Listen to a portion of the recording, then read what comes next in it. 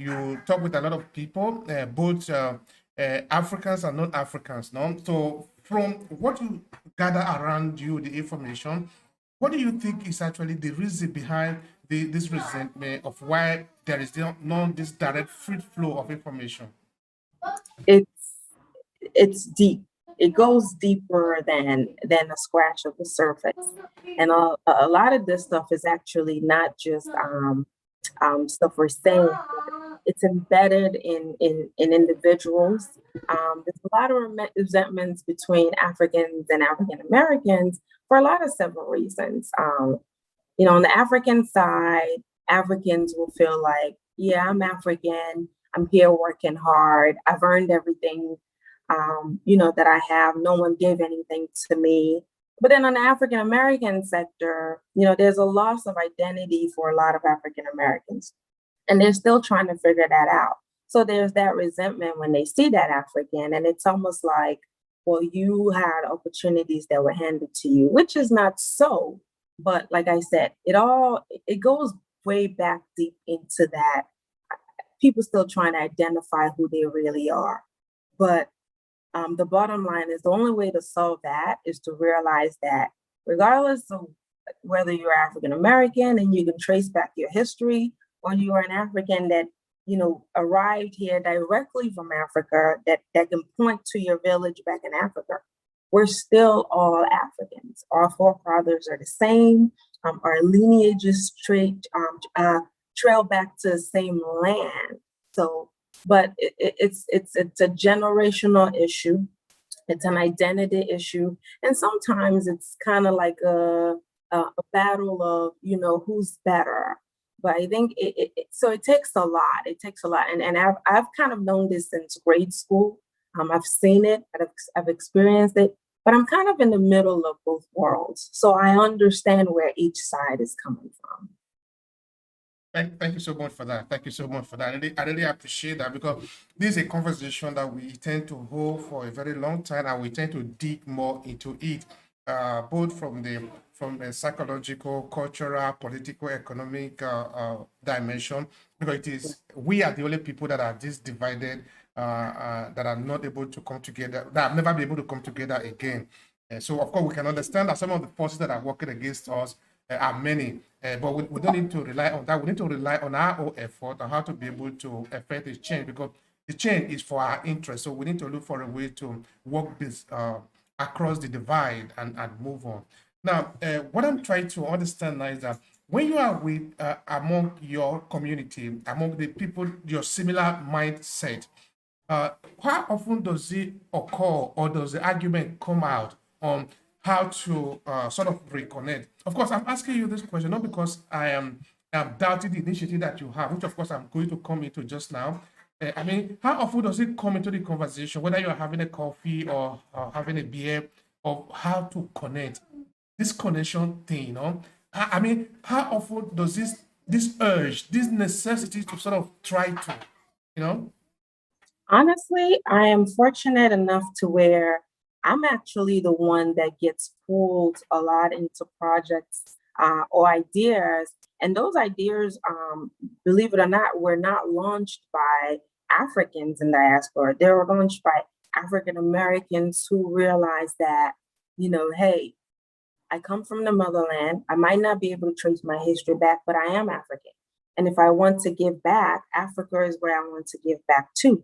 So a lot of times it's maybe a friend will connect me with someone, or I'll hear about an initiative and then I'll contact someone. But it's actually been African Americans that are driving forces but behind a lot of the organizations that I support, which is why I said Africans in diaspora still have a lot of work to do. A lot of times the mindset that I see is Africans are here, they're working, they want to retire, they want to build a home back. Everything is circled around them, not really what they're doing for the community. And believe it or not, again, most of the initiatives I am part of, and these are stated on facts, have been initiatives driven by African Americans who want to give back to the motherland. I remember one time I was interviewing a Nigerian who is is serving not in the military but in the police academy. So from time to time we talk about Nigerian issue.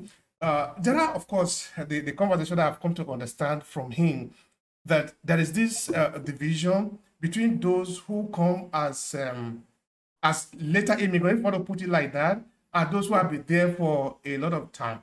So I'm trying to come back to the question of resentment again. No? In that, is it that it is difficult to trust ourselves and that become an issue, or is because of the question of the pretend superiority, that okay, because I've been here for a lot of time, so I'm now more superior to the African person. This of course can be based on the kind of education that we have been given, because African is looked upon to be poor, that we are inferior or something like that. So when you come from that part now to join other African American, then you become a different class.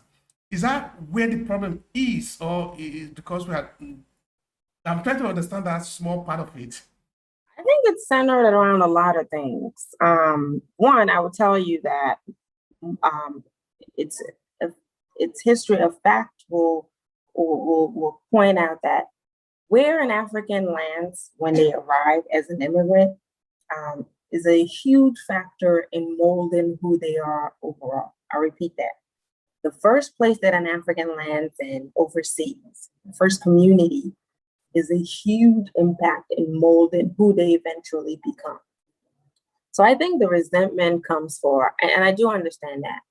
I think the problem is that a lot of Africans that have been here, let's say you take my parents, 40 plus, going on half a century, will see an African who maybe just arrived a couple of years ago, but who's, as in their words would say, is trying to live up to the same standards or doesn't understand why they've acquired everything they have. And they will tell you, well, I've been here over 40 years. It's taken 40 years for me to get all these things together, be able to have this big house. What do you mean you arrived yesterday and you want to know the secret to how I achieved this? So there's a lot of resentment in between that. And sometimes that's because immigrants arrive and they see other immigrants, but they don't take time to understand that maybe that person has been here for a long time. Maybe that person is now entering retirement. The average person might have been here 20, 30, 40 years compared to you who've been here 2, 3, 4, 5 years. So your priorities are different. I think if we're able to focus on priorities, it lessens that resentment a little bit.